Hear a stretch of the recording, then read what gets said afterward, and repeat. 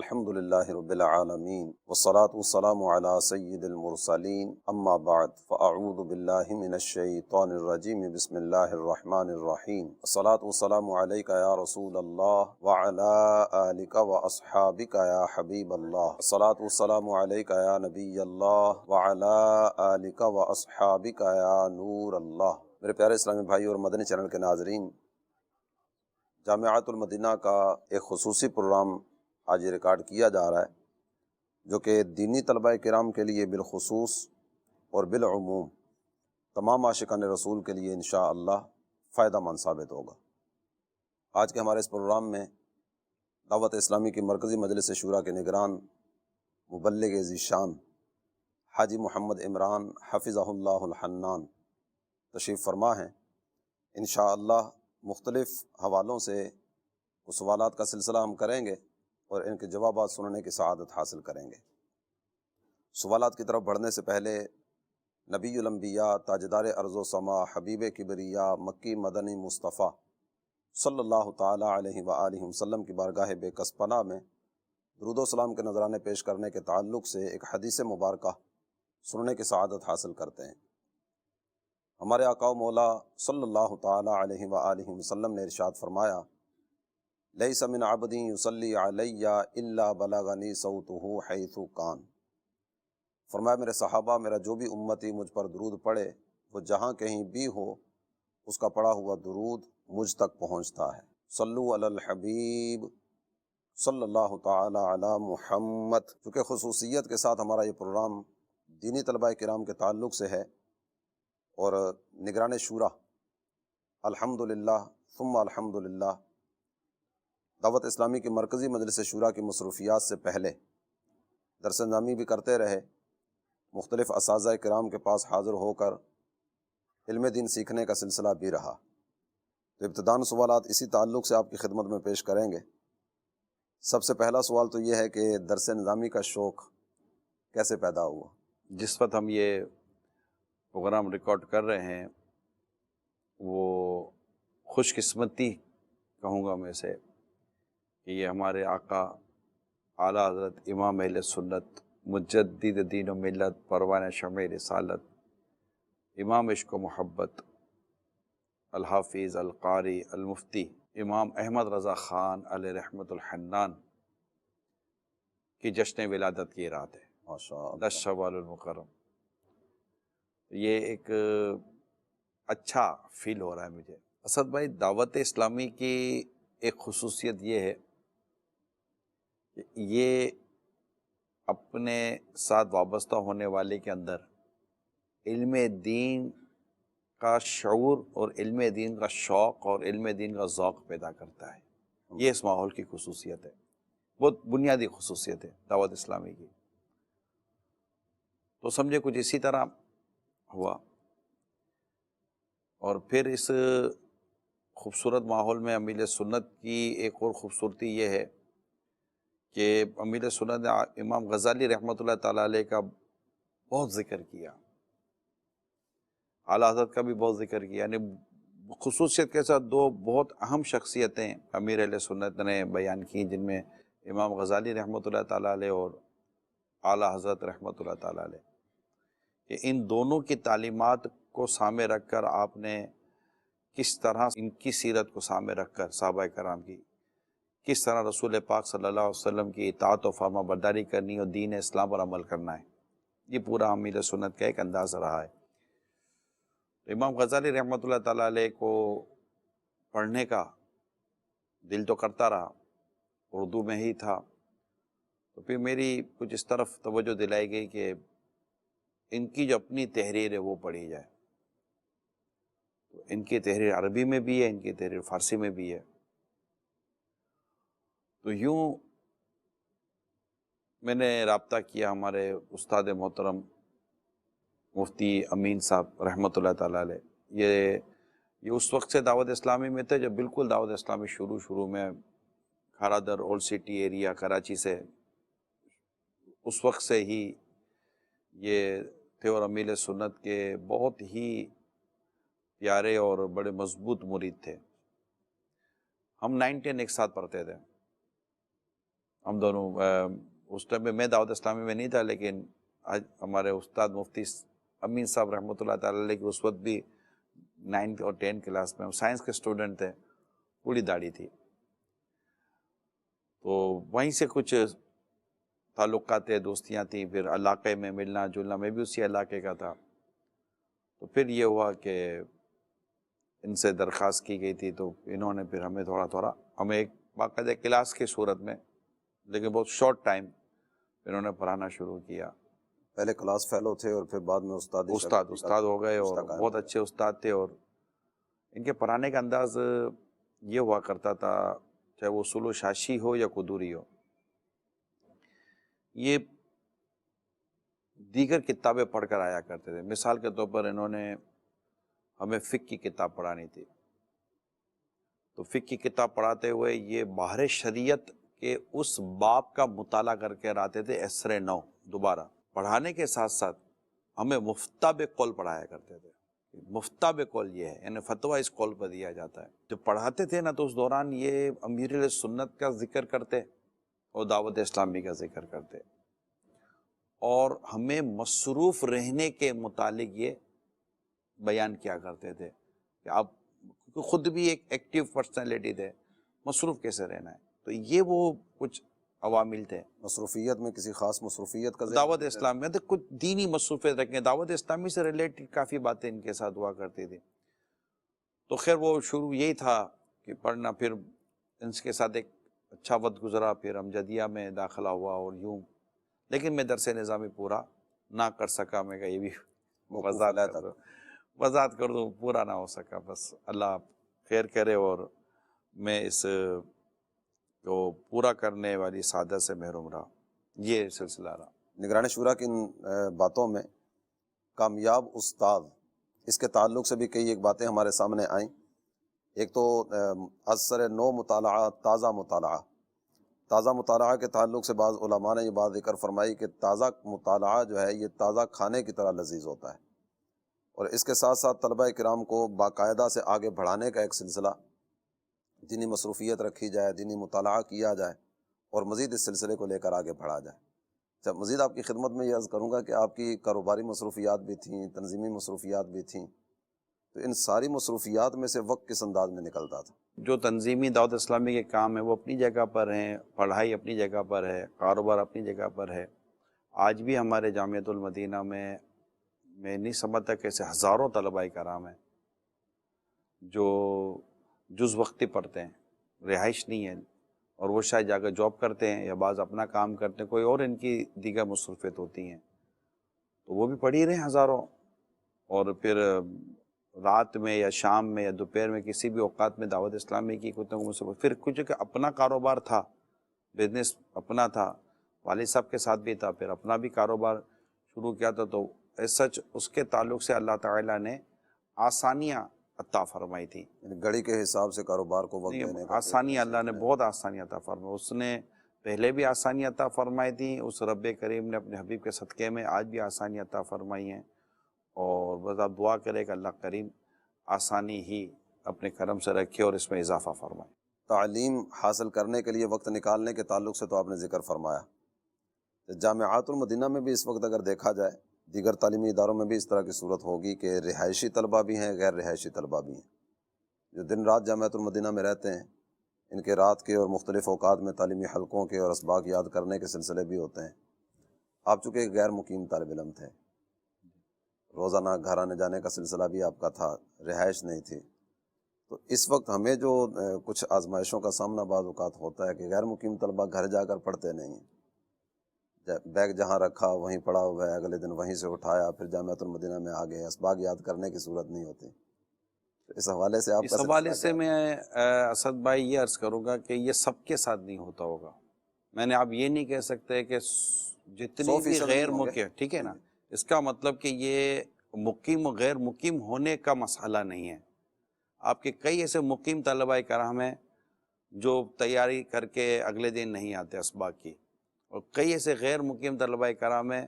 جو اگلے دن اسباق کی تیاری کر کے نہیں آتے. کئی ایسے غیر مقیم طلباء کرام ہیں جو اگلے دن اسباق کی تیاری شاید ان سے زیادہ اچھی کر کر آتے ہوں گے جو مقیم ہیں، والے بھی ہیں. اور کئی ایسے مقیم طلباء ہیں جو غیر مقیم طلباء سے بھی اچھی تیاری کر کے آتے ہوں گے. یہ ایک طالب علم کی اپنی ذہانت، سوچ، ذوق، ولولہ، جذبہ، اپنے مقصد پہ مخلص ہونا، اور جو قربانیاں سب سے پہلے ان کے والدین نے دی ہیں، ان کے گھر بار نے دی ہیں، پھر جو قربانیاں خود انہوں نے دی ہیں، اپنا ایک اہم ترین عمر کا وقت انہوں نے پڑھائی میں جو اب اس پر مصروف ہوں گے وہ ہیں، اور پھر ساتھ ساتھ ان پر ان کی تحریک دعوت اسلامی، ایک ادارہ جامعۃ المدینہ، جب ان تمام تر کمپرومائزز کو، قربانیوں کو، اور ان کے ساتھ ہونے والے حسن سلوک کو، اور ان کے ساتھ ہونے والی قربانیوں کو جب ایک طالب علم ان سب کو سنجیدگی کے ساتھ دیکھتا ہے تو وہ اس کو اس کے مقصد میں سیریس کرتی ہے چیز. پھر اصل مقصد ہے معرفت الہی، پڑھائی جو درس نظامی عالم بننا، کہ اللہ کی معرفت، اللہ کی پہچان نصیب ہو، دین کو سمجھے، اسلام کو سمجھے، اپنے مذہب کو سمجھے، اپنے عقائد و نظریات کو سمجھے، قرآن اور حدیث کے مضامین کو، ان کی باتوں کو، ان کی گہرائیوں کو جاننے کی کوشش کرے،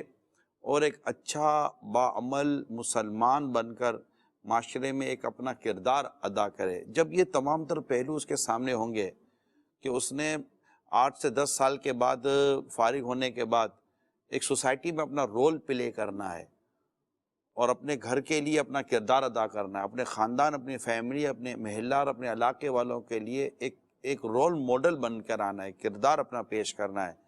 تو جب یہ تمام تر پہلو کسی کے پیش نظر ہوتے ہیں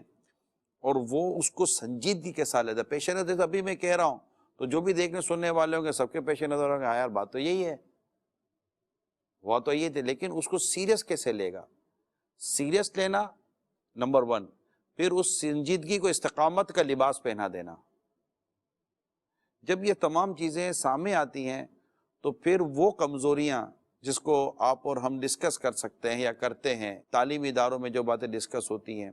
تو وہ میرا خیال ہے اس کا حل نکال آئے گا. اچھا، اب یہ ملتی کیسے ہے؟ ایک تو دوسرا پہلو یہ کیسے ملے، تو یہ جس کا ہم نے تذکرہ کیا نا کہ یہ وہ طلبہ کرام ہیں کہ جو مقیم ہو یا غیر مقیم ہو، یہ تیاریاں کر کر آتے ہیں. تو وہ مقیم جو دیکھ رہے ہیں کہ یار یہ مقیم طلبہ کرام جو رہائشی ہیں، جو رہتے ہیں جامعۃ المدینہ کے اندر، ان کو مقیم کہیں گے ہم. تو وہ جو مقیم طلبہ کرام ہیں جو تیاری نہیں کر رہے، مگر وہ جو تیاری کر رہے ہیں وہ ان سے مطلب کہ سیکھیں، ان کی انسپریشن وہ ہیں، وہ ان سے لے کے یار یہ بھی تو میرے ساتھ ہی پڑھ رہے ہیں. جب استاد صاحب ہمارے درجے میں کہتے ہیں سناؤ تو سب سے پہلے ان کی کتاب کھلتی ہے، سب سے پہلے یہ کہہ رہے ہوتے ہیں، اور مجھے یہی ڈر لگا رہتا ہے کہ استاد صاحب میرا نام نہ لے، بھائی آپ نے کئی دنوں تو سنایا نہیں یار، تو آپ سنائیے. تو ہمیں یہی ڈر لگتا ہے کہ یار یہ مجھ سے نہ پوچھ لیں. تو آخر وہ بھی تو آپ کے ساتھ کھانے کا جدول، سونے کا جدول، جو بھی اسکیڈول ہے وہ آپ ہی کے ساتھ چل رہا تھا، تو کیوں وہ کر پایا؟ اس پر تھوڑا سا سوچیں. اچھا، اسی طرح جو غیر رہائشی ہیں، جو رہتے نہیں ہیں جامعۃ المدینہ میں، گھر چلے گئے، وہ آپ ہی کے ساتھ گھر گئے، جو آپ بھی باہر جانے والے وہ بھی باہر جانے والے تھے، لیکن جب استاد صاحب نے کہا سناؤ، یا کوئی اور اتنا کی کارکردگی کی باری آئی تو وہ بہت آگے ہے، تو آپ کے ذہن میں فوراً سوال آنا چاہیے کہ یار یہ بھی تو میرے ساتھ نکلے تھے، یہ کیسے تیاری کر کے آ رہا ہے؟ تو یہ متاثر کرنے والی شخصیت ہے نا آپ کے لیے. تو آپ ان کے قریب جا کر سے دیکھیں، پوچھیں کہ آپ بھی کیسے کر لیتے ہیں. تو انشاءاللہ امید ہے کہ وہ آپ کو اپنی ان باتوں سے آگاہ کریں گے. ہو سکتا ہے وہ شاید آپ کو کہیں کہ ہم ان فضولیات سے بچتے ہیں، ہم نے اپنے اسکیجول یوں بنایا ہوا، ہم نے ٹائمنگ کو یوں سیٹ کیا ہوا ہے. میں اپنا بتا دوں، اسد بھائی اپنا بتا دے، تو ہم آپ کے لیے شاید وہ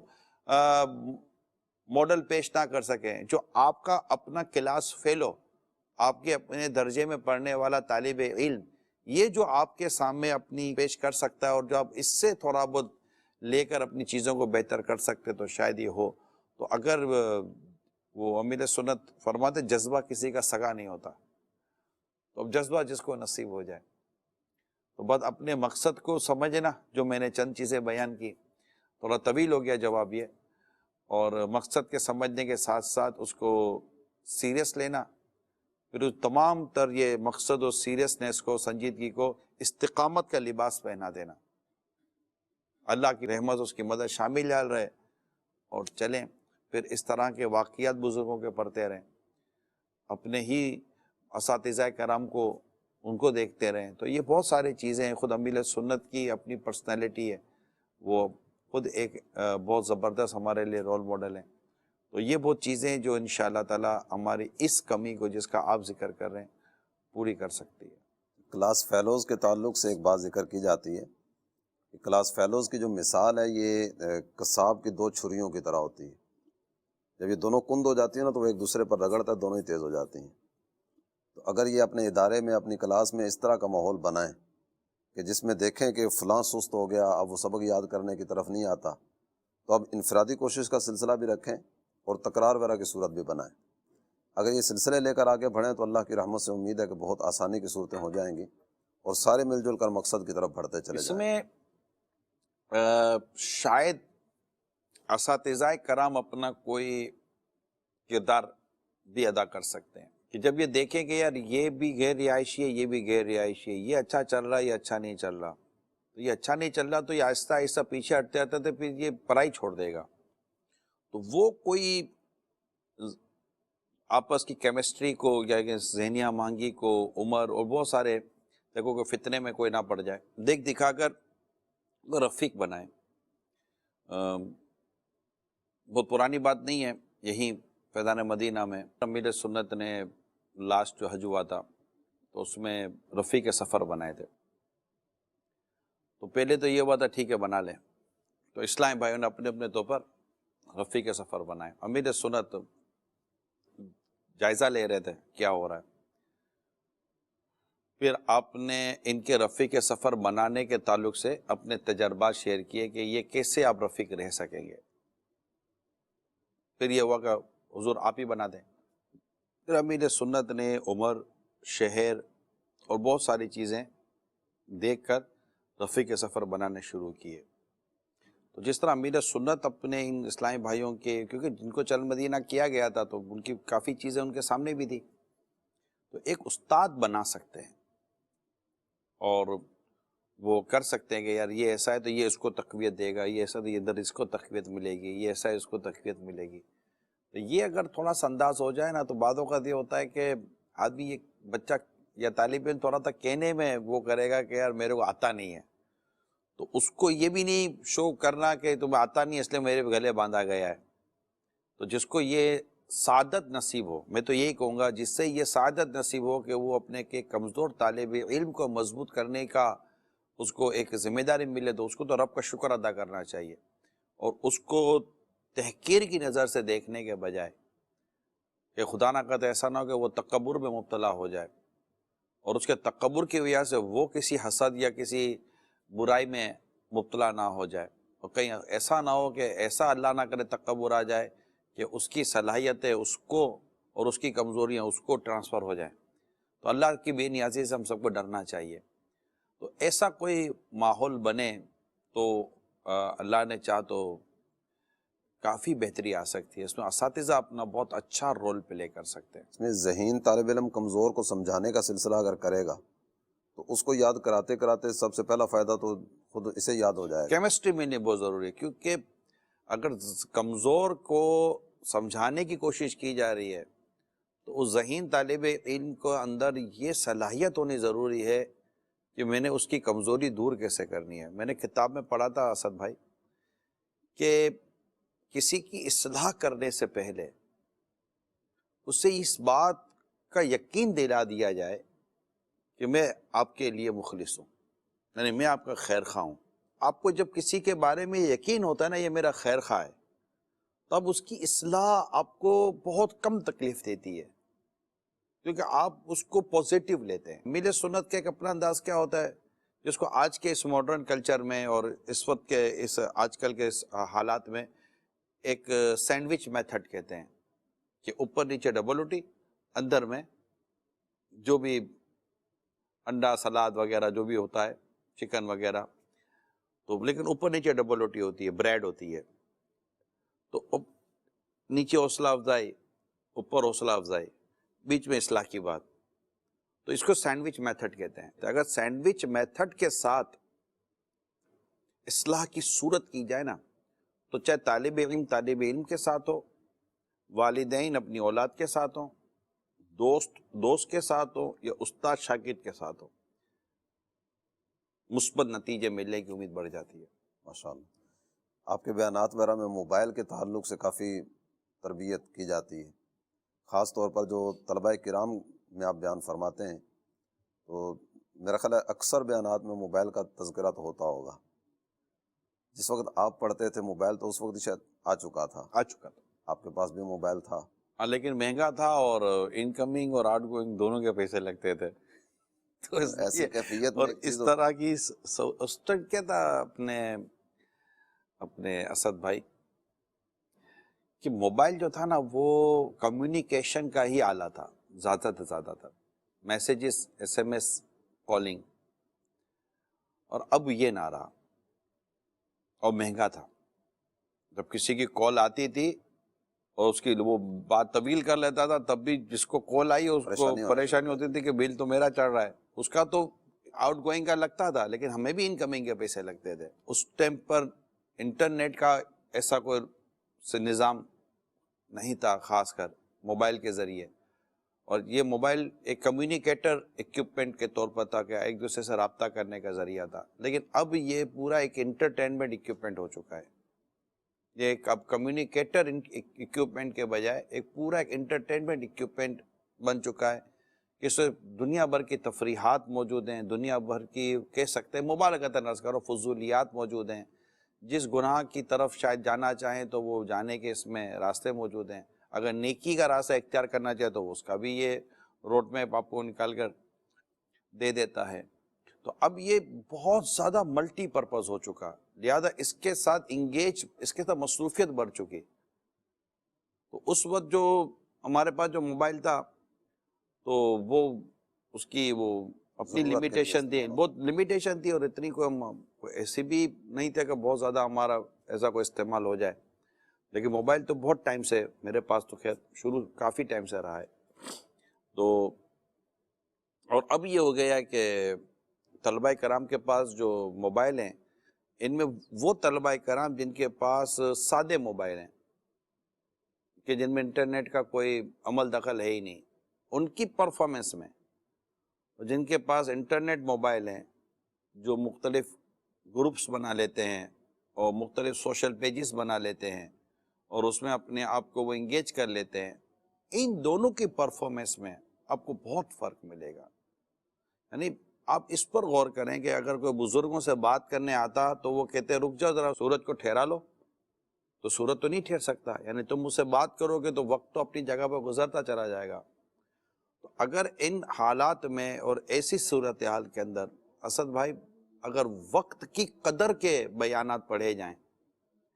وقت کی قدر کرنے والوں کے حالات کا مطالعہ کیا جائے، تو اس سے نکلنے کی صورتیں پیدا ہوں گی کہ نہیں یار یہ میرے وقت کو کھا رہا ہے نا، یہ میرے لیے تھا، میں اس کے لیے ہو گیا ہوں۔ تو وہ طالب علم جو کہ اس کو اتنا منیمائز کر دیں اور فور دا ٹائم بینگ ہی کر دیں، کیونکہ سم ٹائم یہ ہوتا ہے کہ اگر آپ کی طبیعت خراب ہو تو ڈاکٹر کے پاس جائیں، جیسے گلا بہت خراب ہے، بخار چڑھ گیا ہے، کھانسیاں ہو رہی ہیں، انفیکشن ہو چکا ہے، تو ڈاکٹر کہتا ہے یہ سالن مت کھائے گا، زہر ہے آپ کے لیے، حالانکہ سالن زہر نہیں ہے، مگر ڈاکٹر ایک سمجھانے کے لیے کہہ رہا ہوتا ہے کہ جب آپ کی طبیعت صحیح ہو تو یہ سالن استعمال کریں آپ۔ تو فور دا ٹائم بینگ ایک ٹائم ہوتا ہے کہ بھائی وہ یہ چیز اس وقت آپ کے لیے مضر ہے، آپ کے وقت کے لیے، آپ کے مقصد کے لیے، آپ کے ایمبیشنز کے لیے،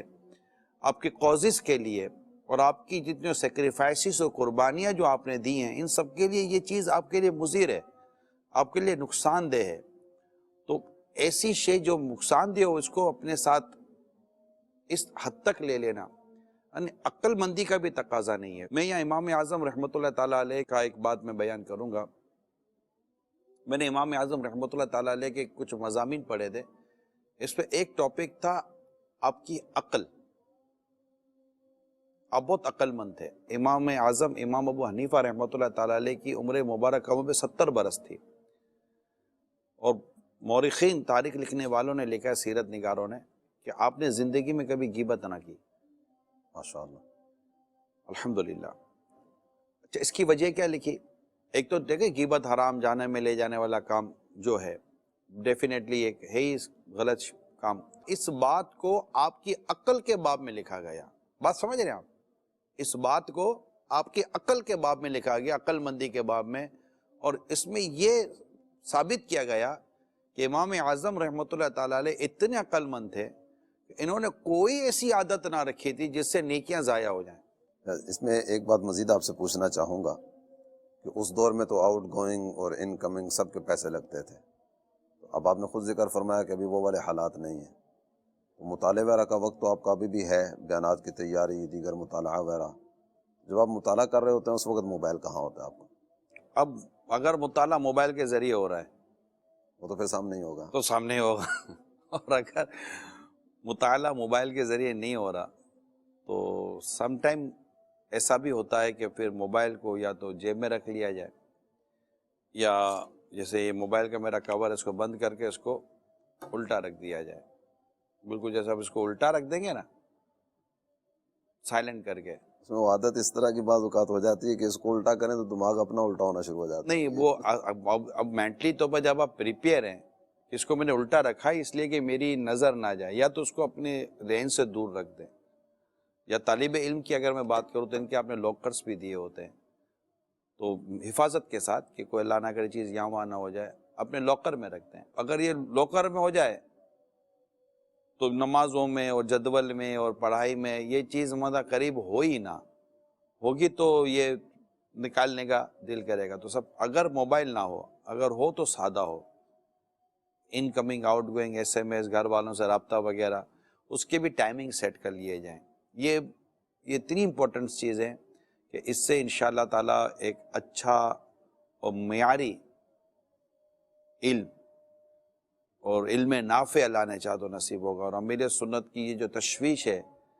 کہ ایسا لگتا ہے کہ شاید آگے جا کر وہ علماء جو علم و عمل کے ایک امت کو بہترین دماغ نہیں مل سکیں گے, اس طرح کا جملہ آپ نے ہاں فرمایا تھا. کیونکہ اس موبائل کی وجہ سے کہ اس نے بہت زیادہ انگیج کر لیا ہے. تو یہاں پر ایک اور پرابلم یہ آتا ہے میرے طالب علموں سے میں عرض کروں, ایک ورڈ ہے نالج کا کراؤڈ,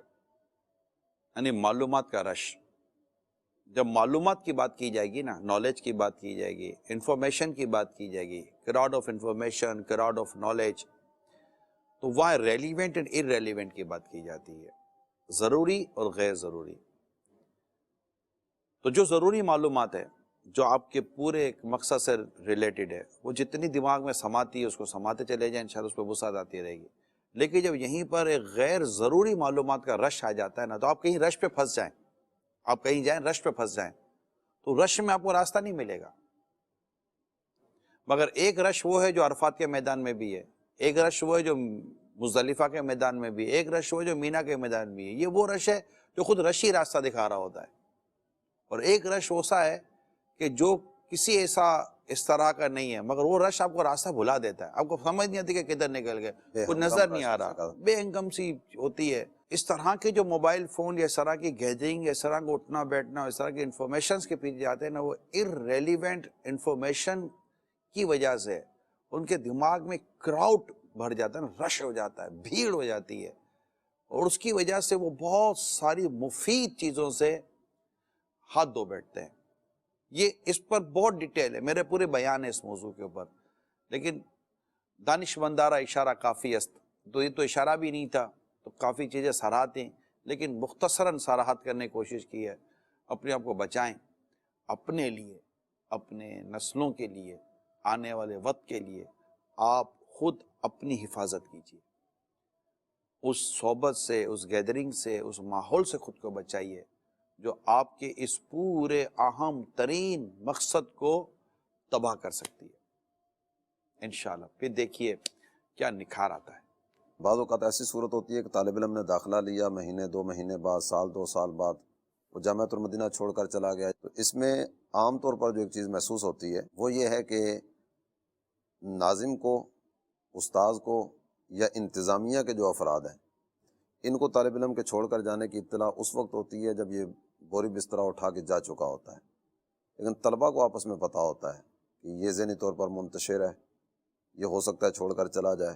یا بعض اوقات کھانے کے تعلق سے بات کی کہ یار کھانا مزیدار نہیں ہے, تو سامنے والا کہتا ہے کہ میں بھی بڑا پریشان ہوں، یا پڑھائی کے تعلق سے کوئی بات کی کہ مجھے سبق سمجھ نہیں آتا، سامنے والا کہتا ہے میری بھی یہی کیفیت، تو یہ اس کو تھوڑا سا مزید قریب کرتا ہے یہاں سے نکلنے پر۔ تو ایسی صورت میں طالب علم کا کردار کیا ہونا چاہیے؟ بچایا جائے، بچایا جائے، کیونکہ ایک طالب علم ہے جس کے بارے میں اسی کے درجے کے کلاس کے طالب علم کو پتہ چل جاتا ہے، اسٹوڈنٹ کو، کہ کلاس فیلو کو، کہ یار یہ دلچسپی کم لے رہا ہے، کروٹیں بدل رہا ہے، نکل جائے گا، چھوڑ جائے گا، تو اس کو پین ہونا چاہیے، درد ہونا چاہیے، کیونکہ آتا اتنا آسانی سے نہیں ہے آدمی، لیکن شیطان اس کے ساتھ بھی لگا رہتا ہے۔ عموماً یہ زیادہ تر مسئلے ان کے ساتھ ہوتے ہیں کہ جو سمجھ نہیں پا رہے ہوتے شروع سے، نحو سمجھ میں نہیں آ رہی، صرف سمجھ میں نہیں آ رہا، اچھا سارے طالب علم آگے بڑھتے چلے جا رہے ہیں، وہ پیچھے، اس کو نظر آ رہا ہے کہ میں پیچھے ہوں، اور وہ پیچھے کے بعد تو پھر گیٹ ہی ہے۔ اس میں بعض وہ بھی ہوتے ہیں جو گھریلو اعتبار سے کچھ مالی مشکلات کا شکار ہوتے وہ بھی ہوتے ہیں، صحیح کہہ رہے ہیں آپ، وہ بھی ہوتے ہیں۔ تو ان تمام تر صورتحال میں، کیونکہ آپ ایک کلاس کے اندر ہے، تو ہو سکتا ہے کہ آپ کو پتہ ہو کہ یہ طالب علم کسی نہ کسی پریشانی کا، مشکل کا شکار ہے، یا چھوڑ کے جا سکتا ہے، تو آپ اپنے استاد سے ضرور اس معاملے میں مشورہ کریں کہ کیا کروں میں، یا پھر ناظم جو آپ کے ہیں جامعۃ المدینہ کے، ان تک یہ بات پہنچائیں کہ یہ مجھے لگتا ہے کہ چلا نہ جائے، تو ناظم صاحب یا استاد صاحب اس پر شفقت کریں، اس سے اپنائیت دیں، اور جو طریقہ کار ہے اس کے مطابق اس کے مسئلے کو حل کرنے کی کوشش کریں، انشاءاللہ اس کو یہ ساری محبت اپنائیت ملے گی۔ ہو سکتا ہے کھانے پینے، سونے وغیرہ کے تعلق سے وہ کمفرٹیبل نہ ہو، اس کا ماحول کو تھوڑا چینج ہو، تو پھر کوئی سننے والا ہوگا تو شاید یہ رک جائے گا، سننے کے بعد مسئلے کو حل کرنے والا ہو، یا تو اس مسئلے میں جس میں ہے اس کی وسعت پیدا کر دی جائے، کہ آہستہ آہستہ وہ انشاءاللہ ان چیزوں کا عادی ہو جائے گا، جبکہ وہ چیزیں بہتر ہیں، اور اس سے کیا بہتر کیا جائے گا، سارے طالب علم کر ہی رہے ہوتے ہیں۔ تو یا پھر یہ کہ اگر واقعی کمزوری ہے تو پھر اس کو دور کیا جائے گا، آج ایک آیا ہے پھر کل 3 اور آ جائیں گے، تو یہ ساری چیزوں کو دور کرنا، سمجھنا یا اس کو سمجھا دینا، یہ ایک استاد کی اور ایک ناظم کی ذمہ داریوں کا حصہ ہے،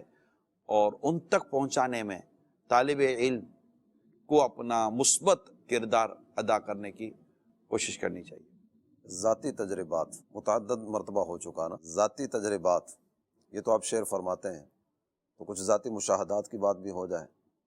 کن کن اکابرین کی زیارت یا کن کن کی صحبت آپ نے حاصل کی؟ وہ ہے نا کہ مرید کو جو ملتا ہے نا پیر کے صدقے ہی ملتا ہے۔ جب سے امیر سنت کا مرید بنا، اس کے بعد پھر یہ کافی سلسلے شروع ہوئے۔ جب ہم ماحول میں نہیں ہوتے تب ہمارے والد صاحب ہمیں مزارات وغیرہ پہ لے کے جاتے تھے شروع سے۔ کراچی پاکستان میں ایک مزار ہے عالم شاہ بابا کا، عیدگاہ پر، وہاں لے کے جاتے تھے، اور بھی چند ایک مزارات ہیں۔ عبداللہ شاہ غازی رحمۃ اللہ تعالی بڑا دربار ہے پاکستان کا بڑا دربار ہے، شاید دوسری یا تیسری صدی کے یہ بزرگ ہیں۔ تو یوں تھا، پھر دعوت اسلامی کے بعد پھر اس کی، کیونکہ وہ پہلے سے ایک چیز تھی، لیکن پھر امام حضرات، علماء جیسا اکابرین، تو ان کا ذکر سنتے تھے امیل سنت سے۔ اچھا، ملتان میں اجتماع میں مفتی اشفاق رضوی صاحب خانے والے، اللہ ان کو غریق رحمت فرمائے، وصال فرما گئے، ان کے بیان ہوتا تھا، آپ کو یاد ہوگا۔ تو ان کے ساتھ بد گزرا، گھر آئے، پھر میں کوشش کرتا تھا یہ گھر آ جائیں ہمارے بزرگ۔ اچھا، اس طرح پاکستان میں مفتی شریف الحق صاحب امجدی رحمۃ اللہ تعالیٰ علیہ جب تشریف لائے شارح بخاری مبارک پور اشرفیہ کے، تو نائب مفتی اعظم ہند غالباً کہلائے تھے یہ، اور مفتی اعظم ہند کے خلیفہ بھی تھے آئی تھنک۔ اچھا، ان کے تعلقات تھے میرے استاد مفتی امین صاحب رحمۃ اللہ تعالیٰ علیہ کے ساتھ، تو ہم نے اچھا وقت گزارا، بلکہ کچھ مجھے وہ نشستیں بھی یاد ہیں، یا وہ ایک ماحول یاد ہے جس میں مفتی امین صاحب اور مفتی شریف الحق صاحب امجدی شارح بخاری رحمۃ اللہ تعالیٰ علیہ تھے، اور کافی انہوں نے اس دوران مسائل پوچھے تھے اور آپ نے جوابات دیے تھے۔ تو ہمیں یاد ہے جب یہ واپس جا رہے تھے تو وہ پوری رات ہم ان کے اس میں تھے، اور پھر صبح وہاں پہنچے تھے ہم حاضری کی سعادت ملی تھی، ایئرپورٹ تک چھوڑنے کے لیے گئے تھے، تو وہ بھی تھے، تو ان کے ساتھ بھی ایک وقت گزارا الحمدللہ۔ پھر علامہ ارشد القادری صاحب رحمۃ اللہ تعالیٰ علیہ، ان کے ساتھ ایک اچھا وقت گزرا، اور پک اینڈ ڈراپ یعنی ان کو گھر سے لینا گھر چھوڑنا، اور اس میں بھی مفتی امین صاحب رحمۃ اللہ تعالیٰ علیہ کا ایک اپنا کردار تھا کہ وہ ہمیں لے جاتے تھے، ہم طالب علم تھے، تو اسی طرح بعض اوقات کچھ عرب دنیا سے بزرگ آتے، کہیں اور سے کوئی سے آتے تو ان کے پاس جاتے بیٹھتے، کچھ نہ کچھ الحمد ترکیب امیر سنت کے پاس جو اکابرین کئی بزرگ آتے رہے، علماء آتے رہے، جیسے حضرت علامہ عمر حبیب صاحب مدظل العالی، بہت پائے کے بزرگ ہیں، ان کے ساتھ ملاقات رہی امیر سنت کی۔ انہی کے ساتھ آپ کو یاد ہوگا ہم جامعۃ المدینہ میں آئے تھے، مجھے جو یاد عالمی پڑتا ہے مدنی مرکز میں۔ عالمی مدنی مرکز فیضان مدینہ میں، اور کئی علماء آئے امیر سنت کے پاس، اور بیٹھنے کی زیارت کی سعادت ملی۔ مثال کے طور پر ابھی انتقال ہوا سرپرست دعوت اسلامی مفتی عبدالحلیم عبدالحلیم صاحب، صاحب رحمۃ اللہ تعالیٰ علیہ، تو ان کے ساتھ بھی ایک وقت گزرا الحمدللہ رب العالمین۔ تاج الشریعہ اختر رضا خان رحمۃ اللہ تعالیٰ علیہ، ان کی الحمدللہ زیارت اور صحبت رہی، چونکہ امجدیہ میں ہوتا تھا تو وہاں بھی کئی بزرگوں کا آنا رہتا تھا، تو اس طرح یہ لمبی لسٹ ہوگی، سب کا نام شاید ذکر نہ کیا جا سکا ہو ابھی بھی۔ ہم یہ کہہ سکتے ہیں کہ سب کا نام ذکر نہیں کیا جا سکے گا، کیونکہ پھر وہ یاد آتے تو کافی نام یاد آ جائیں گے، مگر یہ بات درست ہے، تمام کو پتہ ہونا چاہیے، اور یہ ہر مرید جو مرید ہے جس نے طریقت کو راہ سلوک کو پڑھا سمجھا ہے، اس کو یہ پتہ ہونا چاہیے کہ اس کو جہاں سے جو بھی فیض یا جو بھی برکت ملے گی وہ ہے اس کے پیر کے سبب سے ہی۔ پروگرام کا وقت اپنے اختتام کی طرف ہے، آخری ایک سوال آپ سے کرنا چاہوں گا۔ دعوت اسلامی والوں میں امیر اہل سنت کا قرب جو آپ کے حصے میں ہے، جنہاً بقیہ کو وہ سعادت میسر نہیں ہے، اور تمنا ہر ایک کے دل میں ہے کہ ہمیں بھی صحبت مرشد ملے، امیر اہل سنت کی خدمت میں حاضری کی سعادتیں ہمارا مقدر بنے، تو صحبت مرشد حاصل کرنے کے لیے، قرب مرشد حاصل کرنے کے لیے وہ رستہ ہمیں بھی بتا دیں۔ دیکھیں، ایک ظاہری ہے اور ایک غیر ظاہری ہے، ٹھیک ہے؟ تو اگر بات فیضان کی ہے، اثر لینے کی ہے، برکت لینے کی ہے، تو پاس والے یہ راز کیا جانے دور سے بھی سلام ہوتے ہیں، یہ نہیں ہے۔ پیر اپنے نور ایمانی سے اپنے مریدوں کو نوازتا ہے، تو یہ تو ایک تصور ہمیشہ ہر مرید کا اپنے جامع شرائط پیر کے تعلق سے ہونا چاہیے۔ رہی بات ایسا ہمیں بھی موقع ملے گا ہم بھی بیٹھیں دیکھیں سنیں آئیں، تو الحمدللہ ایسی برکتیں کہیں کسی نہ کسی لمحے ہمارے طلباء کرام کو بھی اور ذمہ داران کو بھی ملتی ہیں، لیکن اب چونکہ 1.5-2 سال سے کووڈ کا سلسلہ ہے، اللہ نے چاہا تو یہ جب ختم ہوگا یا اس پر کوئی بھی کسی قسم کی ایک چیز ایسی ہو جائے گی کہ تھوڑا حالات معمول کے مطابق آئیں گے، تو پھر انشاءاللہ وہ سامنے بیٹھ کر جس کو آپ ظاہری صحبت کہتے ہیں اس کی برکتیں لیں گے انشاءاللہ۔ البتہ یہ ضرور عرض کروں گا کہ جو سیکھنے کا کہ بھائی ایک مرشد ہیں، پیر ہیں، عالم ہیں، شیخ ہیں، تربیت فرمائیں گے، تزکیہ نفس فرمائیں گے، تو یہ وہ چیزیں ہیں جو الحمدللہ مدنی مذاکروں کے ذریعے لی جا سکتی ہیں اور مل رہی ہیں، اور لینے والے لے۔ آپ دیکھیں نا، ماہ رمضان میں صرف امیر سنت نے مدنی مذاکروں میں مسجد بیت کا ایک ذہن دینا شروع کیا، گھر گھر مسجد بیت کی اطلاع آنی شروع ہو گئیں، بچوں کے روزوں کا سلسلہ دیا تو گھر گھر بچوں کے روزے کی خوشخبری آنا شروع ہو گئیں۔ تو یہ جو چیزیں ہیں نا، یہ وہ ہیں جو یہ تو چینل کے ذریعے گئی نا، تو جب وہ گھر بیٹھے چینل سے یہ کچھ لے رہے ہیں تو ہم لینے کی کوشش کریں تو کیوں نہیں لے سکتے؟ ماشاء اللہ۔ ویسے ایک شخص نے کسی سے پوچھا کہ محبوب کی قربت یہ بہتر ہوتی ہے یا دوری بہتر ہوتی ہے؟ جن سے سوال کیا گیا تھا انہوں نے جواب دیا، ہرچ میل خاطر اوست، جو مزاج یار میں ہے، وہ دور رہنا چاہیں تو دوری بہتر ہے، وہ قریب آ جائیں تو قربت بہتر ہے۔ اللہ تعالیٰ امیر اہل سنت کو عمر دراز بالخیر عطا فرمائے، صحت و عافیت مقدر فرمائے۔ انشاءاللہ دوبارہ کسی موقع پر نگران شورا کی خدمت میں یوں اس انداز میں حاضری دیں گے۔ اللہ تعالیٰ دعوت اسلامی کو دوام و استقامت عطا فرمائے، نظر بد سے بچائے، اور امیر اہل سنت کے فیضان کو عام فرمائے۔ اللہ تعالیٰ ہمیں بھی توفیق عمل نصیب فرمائے، آمین بجاہ النبی الامین صلی اللہ تعالیٰ علیہ وآلہ وسلم۔